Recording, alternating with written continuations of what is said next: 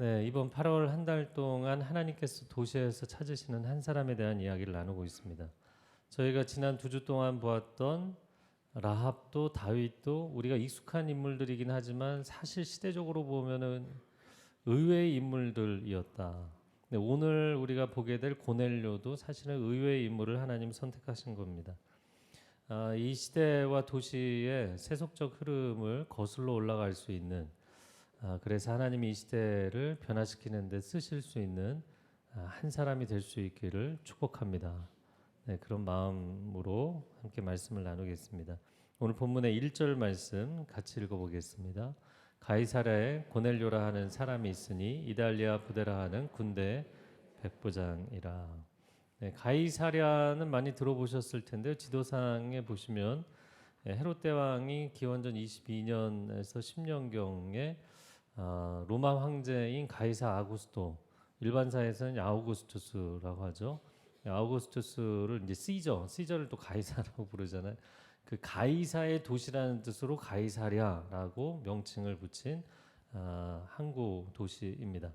그런데 그 가이사랴에서 한 4-50km 정도 내려오면 요빠라는 항구가 있어요. 여러분 요나 선지자 기억하시죠? 요나 선지자가 다실생 배를 탔던 곳이 바로 요빠입니다. 고대로부터 천연 항구입니다. 근데 그에 반해서 가이사랴는 인위적으로 만든 그런 항구 도시입니다. 자, 오늘 본문에 등장하는 주인공이 고넬료입니다. 그래서 고넬료라는 인물에 대해서 좀 연구가 필요한데 그는 가이사랴에 있는 로마 총독부에서 복무하는 백부장이었다. 우리 영어 단어는 이제 센츄리온이라고 하는데 아마 제 기억에는 센츄리온이라는 영화도 있었던 것 같아요. 그 로마 군대에 있어서 백부장은 상당히 중요한 역할이었거든요. 근데 백부장은 말 그대로 100명의 부대원을 인솔하는 하급 장교입니다. 오늘날로 보자면 위관급, 뭐 소위, 중위, 대위 이런 이제 소대장 역할을 하는 장교입니다. 그래서 하급 장교이기 때문에 뭐 별 대수가 아니라고 생각할지 모르겠지만 이 백부장의 리더십과 전략 전술에 따라서 100명의 부대원들의 생사가 오락가락하는 거기 때문에 아주 중요한 인물이었어요. 그래서 사병으로부터 시작한 백부장은 15년 차 이상이 돼야만 선출이 될 수 있었고 100명의 부대원이 합의하에 선출하는 선출직이었어요. 그래서 강력한 리더십을 가졌고 병사들의 왕으로 여겨질 정도였다 이야기합니다. 로마군의 백부장은 전쟁이 벌어지면 항상 최선두에 나서서 싸웠기 때문에 일반 병사들보다 사망률이 압도적으로 높았습니다. 그들은 강력한 로마군의 심장 역할을 하는 정말 충성스러운 리더십들이었죠. 그래서 뭐 기마부대, 로마 군대를 이야기할 때 뭐 기마부대를 이끄는 장교도 있고 또 이런 백부장보다 더 높은 단위의 대대장들이 있는데 600명, 6개의 그 소대를 이끄는 대대장들도 있는데 로마 군대는 역사학자들이 모두가 단언컨대 백부장이 심장 역할을 한다 이렇게 이야기합니다. 게다가 그 당시 예수님 당시에 이 가이사랴에는 5개 대대가 있었는데 그 중에 4개 대대는 현지인들, 사마리아인들과 시리아인들을 고용한 부대였어요. 그런데 고넬료가 복무하고 있는 단 1개의 대대만 순수 로마인들로 구성된 황제 직할 부대였습니다. 제가 이렇게 쭉 설명을 드린 거는 고넬료를 그려보시라는 거예요. 이 고넬료가 자신의 직책에 대해서 자기 역할에 대해서 얼마나 자부심이 강한 사람이었겠는가 로마인으로서. 그런 고넬료가 2절 말씀에 보면 의외의 행보를 보인다는 거예요. 2절 말씀 같이 읽어볼까요? 시작. 그가 경건하여 온 집안과 더불어 하나님을 경외하며 백성을 많이 구제하고 하나님께 항상 기도하다. 여러분 경건한 사람이어서 하나님을 경외하고 백성들을 구제했다. 정말 하나님 사랑, 이웃 사랑을 보여준 거잖아요. 그래서 저는 이 고넬료를 보면서도 만신전의 신들을 섬기는 로마인이 어떻게 유일신 하나님을 이렇게 잘 믿게 됐을까? 야, 희한한 일이다. 그런 생각이 들어요. 여기에서 경건하다라는 뜻은 좋은 예배자, 유세베이아라는 이 단어는 좋은 예배자라는 뜻이에요. 그래서 성서학자들이 고넬료는 회당 예배에 신실하게 정기적으로 가서 예배를 드리는 사람이었을 것이다 이렇게 추정을 합니다. 네, 그 의미 자체가 그런 의미이기 때문에 그래서 상당히 그럴 법한 추정입니다.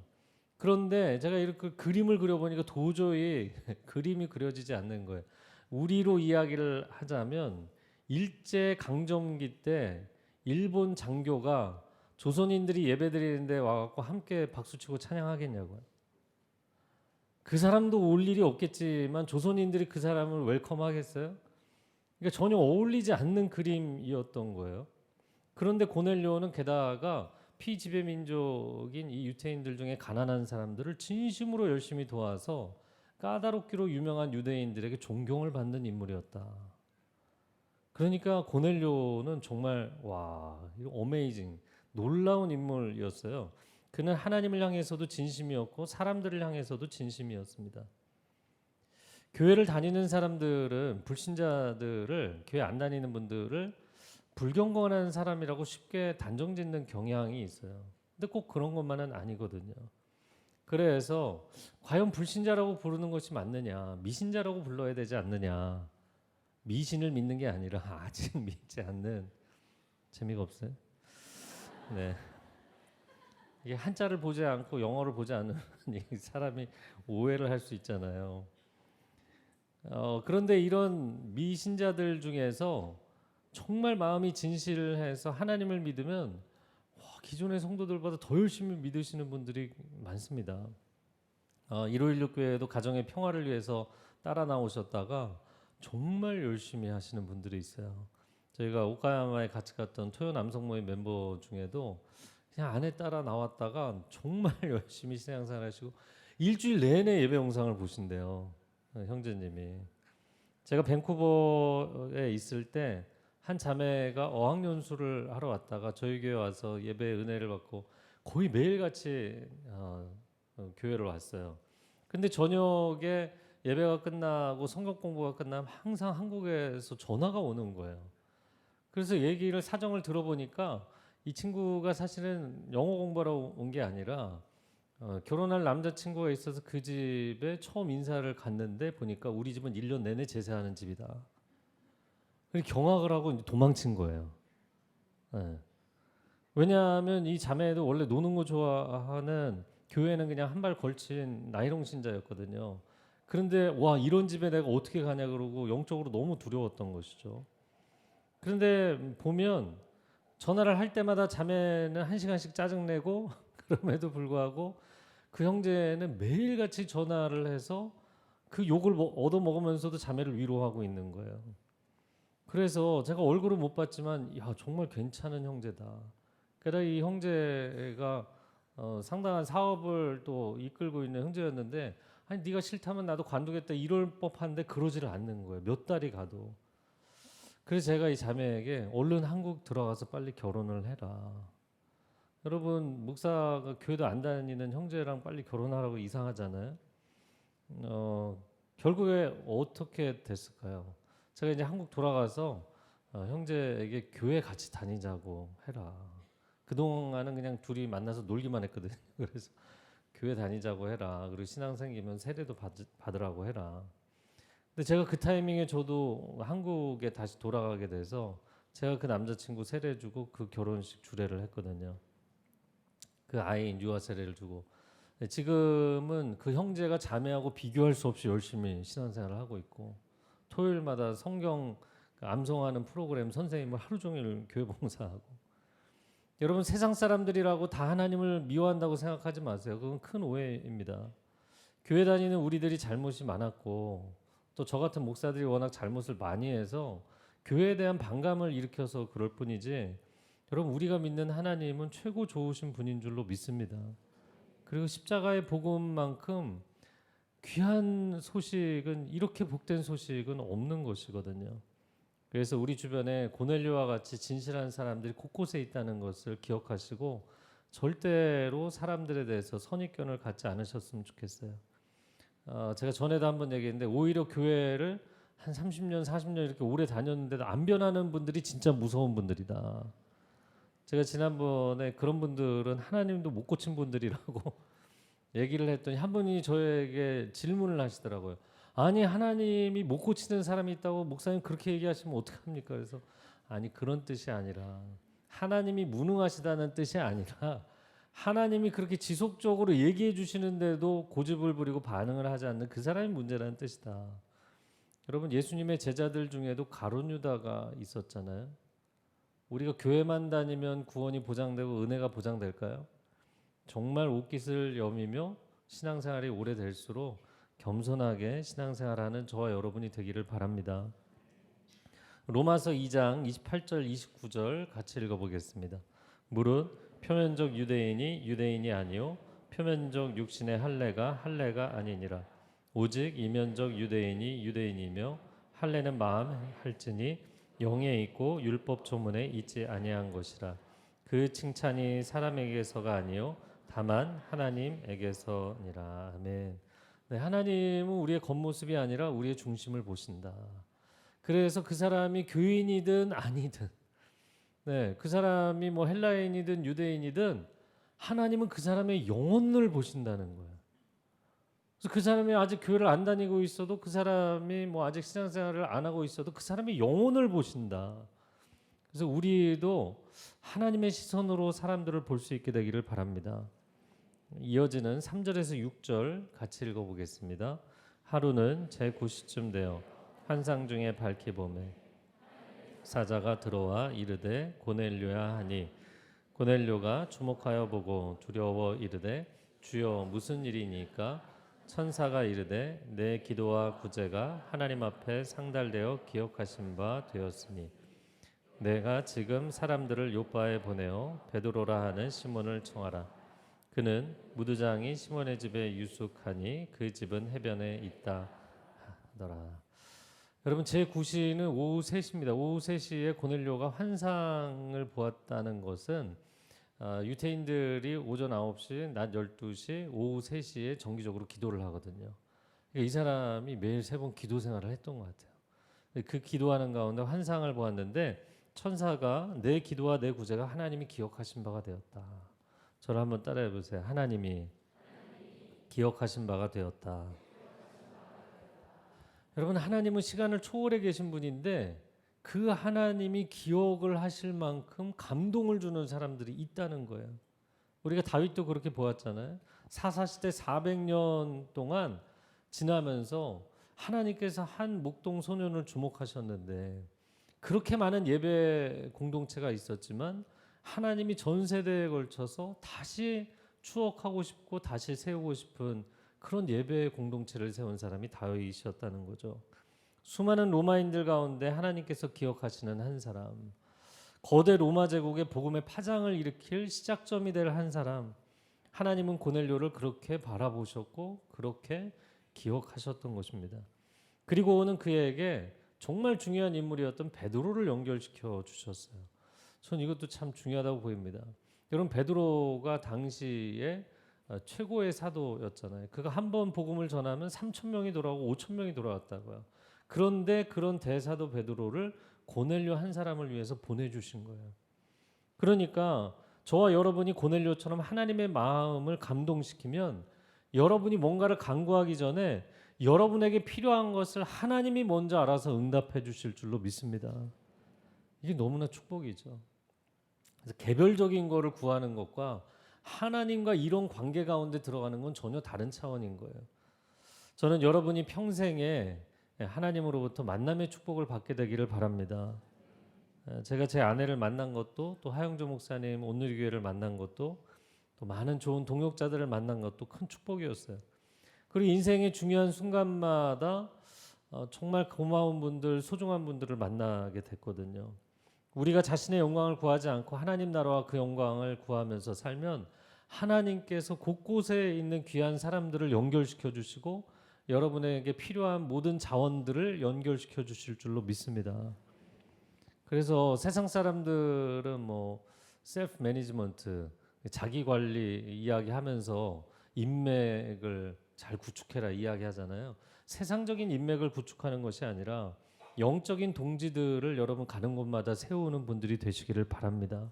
하나님은 하나님이 직접 모든 것을 하실 수 있지만 사람을 통해 일하시거든요.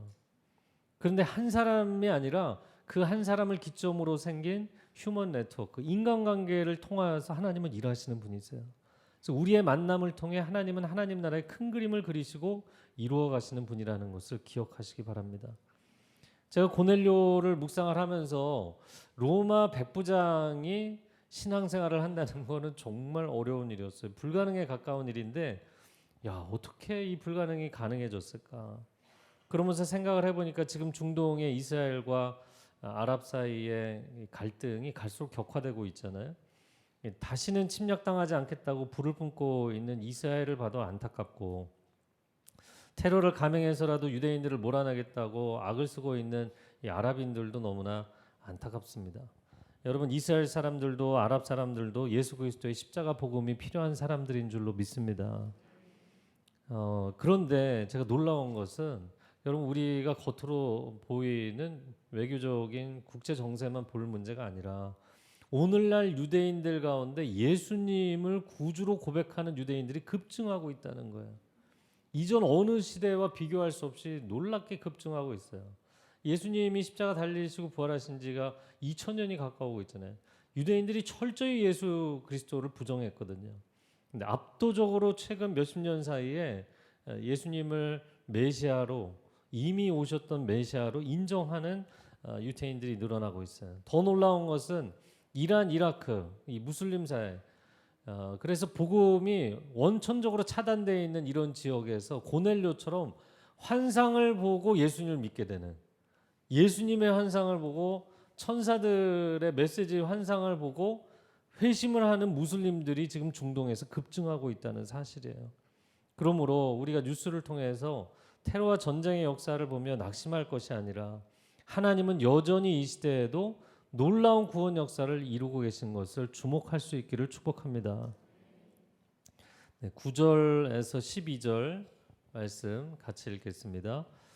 이튿날 그들이 길을 가다가 그 성에 가까이 갔을 그때 베드로가 기도하려고 지붕에 올라가니 그 시작은 제6시더라. 그가 시장하여 먹고자 하매 사람들이 준비할 때 황홀한 중에 하늘이 열리며 한 그릇이 내려오는 것을 보니 큰 보자기 같고 내 귀를 메어 땅에 들이웠더라.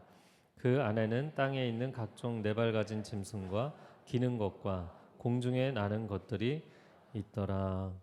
베드로가 요빠에 있었던 이유는 스데반의 순교 이후로 박해 칼바람이 불면서 그가 예루살렘을 떠나서 주변 지역으로 선교 여정을 떠나게 됩니다.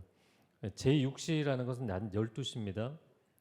지붕에 올라가서 기도하려고 하는데 하나님께서 환상을 보여주셨는데 음식 환상이었잖아요. 12시여서 그가 시장했다. 딱 밥 먹을 시간.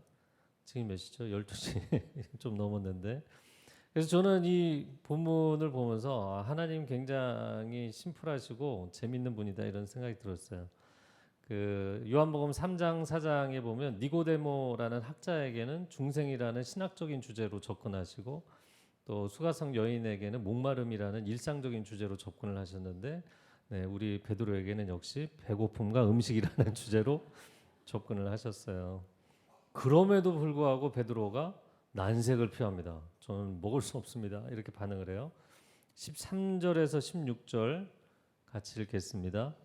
또 소리가 있으되 베드로야 일어나 잡아 먹어라 하거늘 베드로가 이르되 주여 그럴 수 없나이다. 속되고 깨끗하지 아니한 것을 내가 결코 먹지 아니하였나이다 한데 또 두 번째 소리가 있으되 하나님께서 깨끗하게 하신 것을 내가 속되다 하지 말라 하더라. 이런 일이 세 번 있은 후 그 그릇이 곧 하늘로 올려져 가니 하나님은 베드로에게 일어나 잡아먹어라. 그런데 유대인들의 정결법 기준상 베드로는 나는 그런 걸 먹은 적도 없고 먹을 수도 없다 이렇게 거절을 합니다. 그러니까 하나님께서 하나님이 내가 깨끗하게 했는데 그것을 너가 속되다고 이야기하면 안 된다. 그걸 3-4번이나 보여주셨잖아요. 여러분 레위기 11장을 보면 하나님 백성들이 먹을 수 있는 정결한 것과 먹을 수 없는 부정한 것을 동물들 그리고 물고기, 새, 곤충, 파충류 이런 것 가운데 분별을 하도록 하나님이 기준을 예시를 다 들어놓으셨어요. 그래서 오늘날 무슬림들도 그들 나름의 정결 규정이 있잖아요. 음식에. 그래서 무슨 인증을 받아야 된다 그래요? 할랄. 너무 잘하시네요. 그럼 유태인들은 무슨 인정을 받아야 될까요? 코셔. 우리가 할랄은 많이 하는데 코셔를 잘 모르잖아요. 코셔 인증을 받아야 됩니다. 몇 가지 마크를 이렇게 보여드린 이유는 뭐냐면 요번에 보니까 전 세계에 코셔 인증하는 기관만 300개 달하더라고요. 이 사람들 엄청 철저한 사람들이거든요. 이 인증을 받은 곳에서만 제조한 식품만 판매할 수 있고, 인증을 받은 식당에서만 식사하고, 인증을 받은 도축장에서 나온 고기만 먹을 수 있고 막 그런 거예요. 유대인들에게 이것은 그들에게 삶이자 신앙 고백이고 거룩한 백성으로서의 자기 정체성이기 때문에 이거 어길 수가 없는 거죠. 그러니까 베드로 입장에서는 고넬료 같은 이방인을 깨끗하다고 볼 수가 없는 거예요. 이것이 유태인들이 가지고 있는 오래된 관점이었습니다. 그러니까 고넬료 같은 이방인은 이스라엘 사람들에게 주시는 언약에는 외인이고 이스라엘이라는 하나님 나라 밖에 있는 사람이었던 거죠. 근데 하나님께서 베드로에게 이런 구태의연한 오래된 유대인의 관점을 완전히 뒤집어 엎으신 거예요. 그 베드로가 말하자면 주여 저는 그럴 수 없습니다. 먹을 수 없습니다. 이렇게 얘기하잖아요. 어떻게 제가 부정한 것을 먹느냐. 하나님 말씀하시는데도 거절하죠. 제가 이 장면을 이렇게 묵상을 하다가 베드로가 처음 콜링을 받았던 장면이 떠올랐어요. 누가복음 5장 8절에 베드로의 대사를 한번 같이 읽어볼까요? 시작. 나를 떠나소서. 예수님이 물고기를 많이 잡는 기적을 왜 베푸셨는가? 그것은 나를 제자로 콜링하시려는 것이구나. 이거를 직감적으로 알게 된 거죠. 그러면서 나를 떠나십시오. 저는 자격이 없는 죄인입니다. 이렇게 얘기를 하잖아요. 그런데 그 자격 없는 죄인을 하나님의 자녀로 삼아 주실 뿐만 아니라 예수님의 최고의 동역자로 삼으셨다고요. 그러니까 베드로는 은혜가 무엇인지를 체험한 사람이잖아요. 그 은혜 체험을 한 사람이기 때문에 그도 유대인이면서도 자격이 없는 이방인을 받아주는 이 하나님의 콜링을 받아들이게 되죠. 그래서 결국에는 10장 후반부에 고넬료에게 복음을 전하고 세례를 베풉니다. 여러분, 베드로는 정통 유대인인데도 바뀌었다고요. 그런데 예수님을 믿는다고 하면서도 예루살렘 교회 수많은 유대인들이 이걸 끝까지 받아들이지 않았어요. 그래서 사도 바울의 복음 증거를 방해했던 겁니다. 그런데 이 베드로가 받아준 고넬료는 결국에 로마인으로서는 첫 번째 세례자가 된 것이고, 그가 로마 제국의 복음 증거에 굉장히 중요한 시작점이 된 것입니다. 성도 여러분, 저는 여러분의 구원 사건이 여러분의 가족과 이웃에게 은혜의 통로가 될 수 있기를 바랍니다.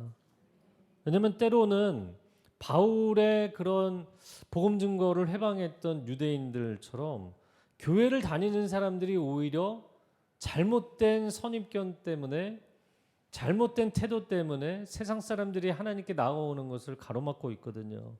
우리의 종교적이고 도덕적인 잣대만 까다로워지고 높아져서 세상을 혐오하고 교회 안 다니는 사람들을 비하하면 우리 자신이 현대판 바리새인이 되는 것입니다. 베드로처럼 자신의 거룩을 지키고자 했지만 결국 하나님의 설득에 순종해서 이방인 한 영혼을 구원하는 것이 더 중요한 삶을 선택하는 것, 그것이 우리에게 필요한 삶입니다. 제가 새벽에 열심히 나와서 기도하시는 분들에겐 자주 하는 얘기인데요. 기도하시면서 세속적인 남편, 방황하는 자녀들이 돌아오게 하시고 변화되게 해주십시오. 이 기도보다 더 중요한 기도가 있어요. 그것은 여전히 그들을 부정하다고 규정짓고 있는 내가 먼저 변하는 거예요. 내가 먼저. 베드로의 관점이 먼저 변화돼야 되는 거예요. 그래야만 우리가 축복의 통로가 되는 것이죠. 하나님이 나 같은 죄인도 구원해 주셨는데 누구를 구원해 주시지 못하겠는가? 은혜만이 사람들을 구원하고 치유하는 줄로 믿습니다. 내가 사람들을 내 종교적 관점으로 정죄하고 비난하고 비판할수록 그들은 하나님과 멀어지게 돼 있어요. 하나님이, 제가 지난주 나눴잖아요. 신당이 차려져 있던 이곳 분당을 예배자들이 모이는 도시로 바꿔놓으실 수 있었다면 어떤 도시도 하나님은 바꾸실 수 있는 줄로 믿습니다. 하나님, 고넬료가 로마 제국의 복음의 씨앗이 되었듯이 우리도 복음의 씨앗이 되게 하여 주옵소서. 베드로가 저는 이런 부정한 음식 절대로 못 먹습니다 그러잖아요. 그러나 정한 것과 부정한 것의 구분은 하나님이 하시는 거죠. 그래서 여러분이 인생을 사시면서 하나님 저는 이건 절대로 못합니다. 저는 이 길은 절대로 못 갑니다. 이런 얘기를 하시지 않는 게 좋아요. 제가 80년대 90년대 우리나라 최고 부흥기 때 선교 헌신자들이 정말 많았는데 그 당시에는 이 반일 감정이 지금보다 심했거든요. 그래서 선교 헌신자들이 제가 세상에 오지는 다 가도 일본 선교는 안 가겠습니다. 그런 분들을 꼭 설득해서 일본을 보내시더라고요. 진짜예요. 그러니까 요나 선지자도 니누에 안 가겠다고 하는데 하나님이 끝끝내 보내시잖아요. 제가 은사가 몇 가지 있는데 그 중에 하나가 믿음의 은사하고 순종의 은사거든요. 하나님 시키는 거 다 했어요. 근데 제 마음 가운데 하나님 제가 이렇게 열심히 사역했는데 제가 개척은 하지 않겠습니다 그랬거든요. 그 하나님 개척시키시잖아요. 그래서 여러분 마음 가운데 함부로 여러분의 인생에 대해서 단언하지 마세요. 내 길은 내가 정하는 것이 아니라 누가 정하신다? 하나님이 정하시는 거예요. 내가 하나님의 사람이라면 당연히 하나님이 정하시는 거예요. 여러분 주변에 고넬료를 부정하다고 말하지 마십시오. 여러분은 아니라고 생각하는데 하나님은 돌이키기 원하시는 그분이 있다면 하나님 보내실 때 다가가셔야 돼요. 로마 제국이 근본으로부터 기독교 국가로 변화될 수 있었던 것은 이런 의외의 인물들이 그리스도인이 되었기 때문입니다. 근데 제가 이렇게 상상을 해보면서 로마인들이 그렇게 많은데 야, 이 사람은 특혜 아닌가 이런 생각이 들었어요.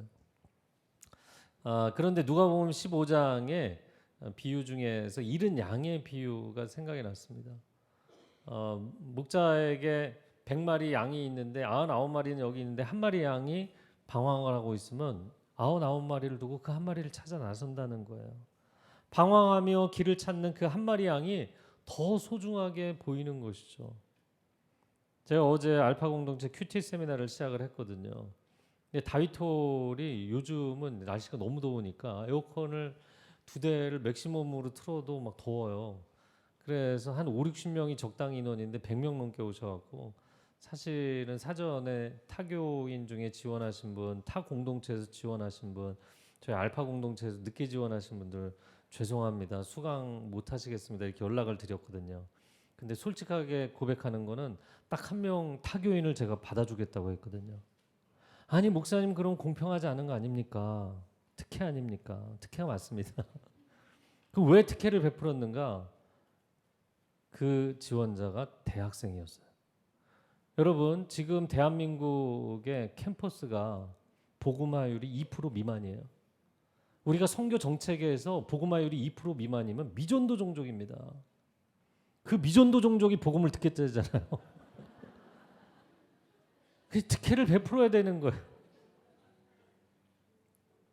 여러분 인생을 살아가면서 여러분 주변에 좀 힘 있고 지위 있고 이런 사람들에게 더 잘해 주시나요? 아니면 어렵고 힘들고 소외된 사람들에게 은혜를 흘려보내시나요? 저희가 앞으로 교회 개척 운동을 하면서 경기도 지역부터 시작을 하려고 해요. 그래서 이제 서울에서 오시는 성도님들 몇 분이 아니 목사님 왜 서울에는 개척을 할 계획이 없으십니까? 이렇게 묻는 분들이 계시더라고요. 사실 저도 고민이 좀 됐어요. 이거는 오히려 내가 너무 서울 지역을 배제하고 공평하지 않은 게 아닌가. 그런데 여러분 영적인 많은 혜택을 누려왔던 서울에 비해서 여러분 지역에 있는 도시들이 얼마나 영적으로 무너져 있는 곳들이 많은지 몰라요. 여러분 이제 지방 도시들을 다녀보고 아우니치를 다녀보면 정말 너무너무 영적으로 열악한 도시들이 많아요. 우리는 그런 도시들을 찾아갈 것입니다. 그리고 그런 지역에 강력한 예배 공동체들을 세워갈 것입니다. 그리고 그 가운데 고넬료와 같은 한 사람을 하나님이 세우신다면 그 한 사람을 통해서 도시를 바꾸시고 시대를 바꾸시는 역사가 나타날 줄로 믿습니다. 여러분 이렇게 영적인 패러다임 체인저가 될 사람, 물꼬를 틀 사람, 그 한 사람을 하나님 찾으시는 거예요. 사람들은 직감적으로 거대한 산사태나 홍수나 대지진이나 쓰나미가 나는 거 두려워하잖아요. 이 두려워하는 이유가 뭔가? 그것은 어느 한 지역에서 그냥 어떤 파동이 일고 끝나는 게 아니라 이게 굉장히 광범위한 지역에 파장을 일으킨다는 걸 알기 때문인 거예요. 근데 이렇게 묵상하다 보니까 원수 사탄도 그게 두려운 거예요. 한 사람의 예배자로 끝나는 것이 아니라 그 한 사람을 통해서 엄청난 영적 파장이 일어날 것을 알기 때문에 원수가 두려워하는 거예요.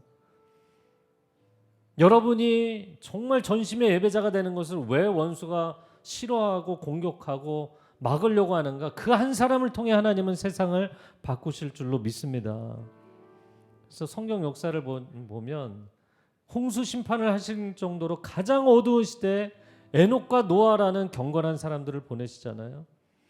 사사시대 400년 가장 영적으로 밑바닥이던 시대에 사무엘과 다윗을 보내시잖아요. 그리고 이스라엘 역사에서 나라가 시작할 때부터 금송아지 우상을 섬겼던 가장 암담한 북이스라엘의 최고의 선지자 엘리야와 엘리사를 보내셨어요. 왜? 하나님은 아직 포기하지 않으신 거예요. 하나님은 반전시킬 수 있다고 말씀하시는 거예요. 남유다의 역사 가운데 창창할 때가 아니라 왜 기울어져 갈 때 히스기야와 요시야를 보내셨는가? 로마 제국의 박해가 가장 심하던 때 도시마다 왜 하나님은 신실한 예배자들을 세우셨는가? 하나님은 아직 포기하지 않으셨습니다. 하나님은 역사를 반전시키실 수 있습니다. 하나님은 한국교회를 회복하실 수 있습니다. 저와 여러분이 하나님이 찾으시는 그 한 사람, 고넬료와 같은 의외의 한 사람. 가끔 뭐 운동 경기 보면 그런 사람들을 다크호스라고 하는 거잖아요.